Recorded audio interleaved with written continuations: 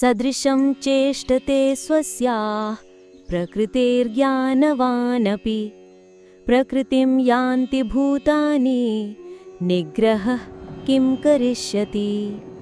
अर्थात ज्ञानी पुरुष भी अपनी प्रकृति के अनुसार ही चेष्टा यानी आचरण करता है। सभी प्राणी अपनी प्रकृति को ही प्राप्त होते हैं, ऐसे में हठपूर्वक दमन क्या करेगा।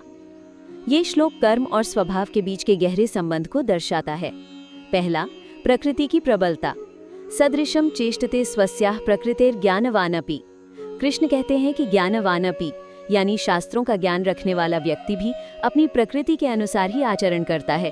प्रकृति का अर्थ है हमारे पिछले जन्मों के कर्मों से बना हमारा मूल स्वभाव, हमारी सहज प्रवृत्ति। दूसरा, सार्वभौमिक नियम। प्रकृतिम यान्ति भूतानि। ये केवल कुछ लोगों पर लागू नहीं होता, सभी प्राणी अपनी प्रकृति के वश में हैं। एक शेर हिंसक व्यवहार करेगा और एक गाय शांत रहेगी क्योंकि ये उनकी प्रकृति है। इसी तरह मनुष्यों में भी सात्विक, राजसिक और तामसिक प्रवृत्तियां होती हैं जो उनके कर्मों को निर्देशित करती हैं। तीसरा, एक महत्वपूर्ण प्रश्न, निग्रह किम करिष्यति। अंत में कृष्ण एक प्रश्न पूछते हैं, दमन क्या करेगा। यदि किसी व्यक्ति की प्रकृति ही वैसी है तो केवल बाहरी रूप से हठपूर्वक उसे रोकने या दबाने से, निग्रह से क्या लाभ होगा। वो दमन अस्थायी होगा और मौका मिलते ही वो प्रकृति फिर से उभर आएगी, जैसा कि 3.6 में मिथ्याचारी के लिए कहा गया है। श्लोक प्रसार।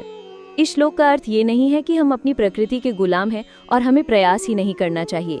इसका गहरा अर्थ है कि हमें अपनी प्रकृति से लड़ना नहीं है, बल्कि उसे समझकर दिशा देनी है।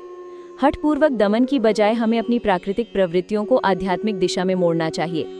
उदाहरण के लिए, यदि किसी की प्रकृति क्रोधी है तो उसे उस क्रोध को अन्याय के विरुद्ध लड़ने में लगाना चाहिए, न कि उसे दबाकर अंदर ही अंदर घुटते रहना चाहिए।